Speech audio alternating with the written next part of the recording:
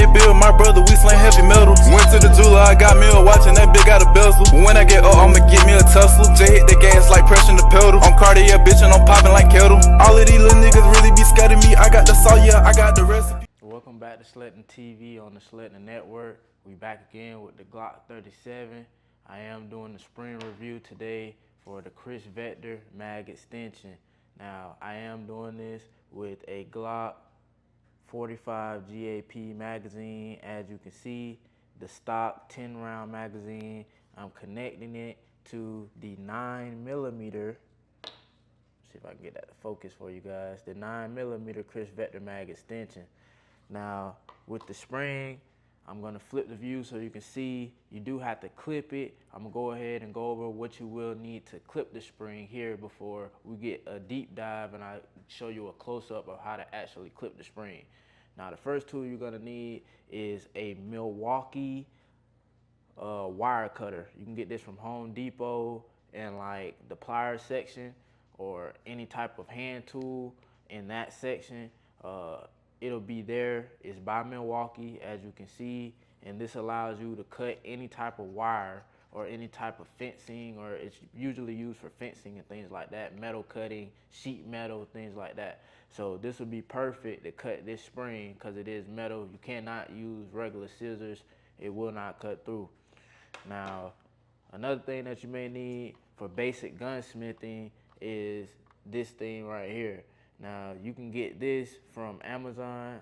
I didn't get it from Amazon, but you can get it there or your local gun store. And this is just a punch kit. And it comes with a brass hammer and it comes with rubber tips as well so that you don't damage your guns. And it comes with different size punches, as you can see. And this is by Real Avid. This is by Real Avid. And you can pick that up. So I'm gonna go ahead and flip the camera now, and then we're gonna do a deep dive of how to actually clip the spring on your Glock 37 GAP to give you those additional magazine rounds that you've been looking for. All right, so now that we got the camera flipped, here's the magazine extension. Here is your 45 GAP stock magazine. 9mm, as you can see here, for everyone who asks. Now, I got some different size springs here so that you can see, get a better idea of what I'm trying to explain, because this is an experiment at the end of the day. This is not rated by anyone. This is just something that I tried on my own that I've been testing over about a year now, and it seems to work. I have some other videos on my channel as well. You can go back and check those out of me actually shooting this gun at the range with this. So it does work, but there are, some things that could be better, and that's all having to do with your spring tension inside of this. So if you can get that figured out and get that at a pretty decent ratio, you should be good to run this. Now, like I said, I do use this as a range toy. I would not recommend carrying this, and I'll show you why in a second when we actually flip views again. But let's get back to the spring situation.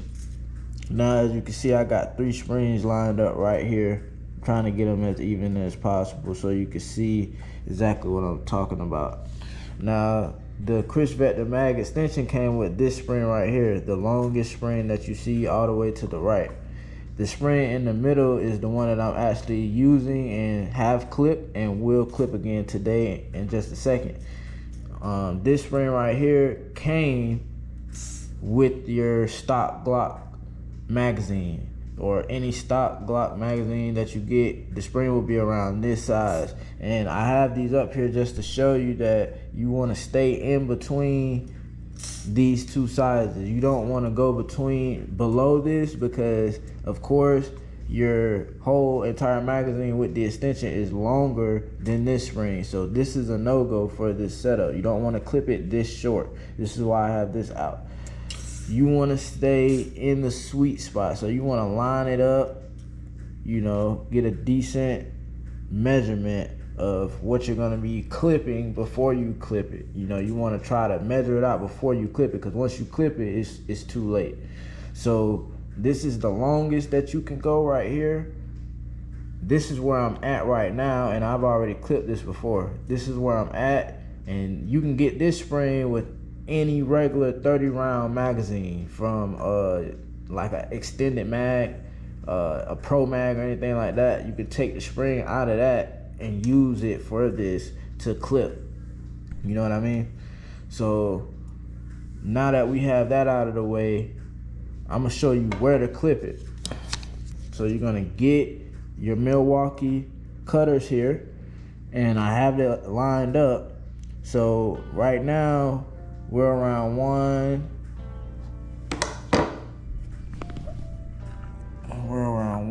2, 3, 4, 5 coils from the actual top of the magazine.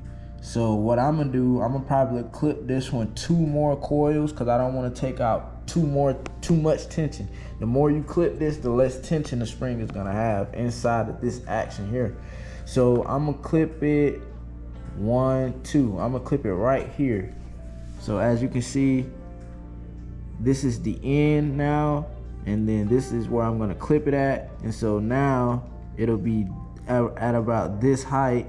And then as you can see, it did come down a little bit, so it'll have a little less tension, and hopefully that'll allow me to feed more rounds into the actual mag. I got 14 rounds here, and you will experience a little bulging on the side once you get everything in, and that's only because this is a 9mm extension, but the case on the 45 GAP is a 9mm case. So that's why it's a hybrid round. That's why I have it set up this way. So a lot of people ask questions like, hey, why do you have it set up that way? That's because this is a 9mm case and a 45 projectile in it. So the casing works. This setup, that's the only way it works, basically. So I'm gonna go ahead and clip it now so you guys can see it. And I clip it right here in the bend. You see that? Clip it right there in the bend. Take it in the middle of that bend, and then you just wanna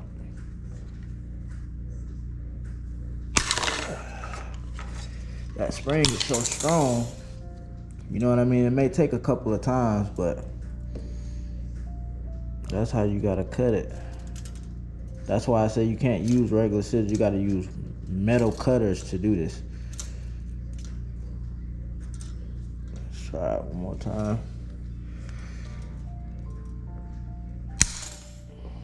Yep, there it is. So as you can see, it just cut. Oh, it went all the way over there. Hold on 1 second. So this is what I cut off of it. You cut it in the middle of the bend so that it replicates. This is the stock spring right here. So the one on the right is stock. The one in the middle is what I just cut. I just cut off that much, and now this is the new height of it. So it still has more, it's still taller than the actual action itself. As long as you stay taller than this, as long as your spring is taller than the action itself, it should still work. But that's gonna depend, like I said, again, on how many rounds you can actually fit inside of there. Since this is an extended magazine, I can't really show you how I put it back together. But now that we got the clipping out the way, I'm gonna put it back together and show you how many rounds I can actually fit inside of here, and then I'm gonna try to feed them through here, and you know, hopefully this video helps you guys. So just stay tuned. I'm gonna put everything back together real quick. All right, so I just got everything put back together inside the clip or the magazine. You see we still got some tension. It's still pushing the follower back up. So now we're gonna see how many we can get in there.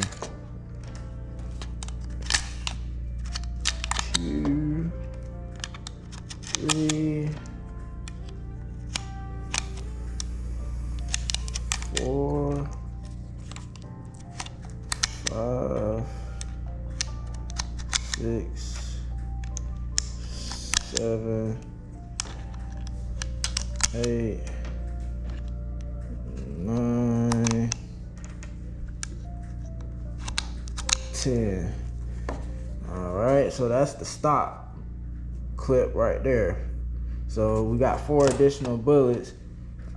You can go as far as you like, but this is all of the 45 GAP I have left. But I'm gonna just put these in there just to show you that, you know, you can keep stacking them in here as long as you got some spring tension left. You know what I mean? So now it's going into the actual Chris Vector portion of the magazine. And you do get a little bulging on the sides, as you can see. And that's just because that follower is going into a smaller diameter extension. But it still works though, that's the thing. You know what I mean? So let's go ahead and switch angles. And I'm gonna show you what that looks like. All right, so now that we back with the finished product, here's how everything turned out. Here's how it all turned out. As you can see, it looks pretty clean to me, man. I mean, the only thing is you just can't, you know, conceal this. As you can see, put this inside my waistband so you can see it. Can't conceal it, you know? As I step back, you got all this extra real estate hanging out. You know what I mean? Like,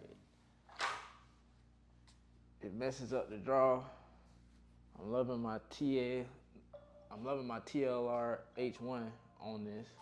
But what I'm working on now that I know that this will work, I'm gonna try to get a 9mm magazine with a 9mm extension and see how that works on the 45 GAP. Or what I may do is try another 45 GAP magazine and get a 9mm extension, kind of similar to this Strike Industries +5 base pad, and then put it in here.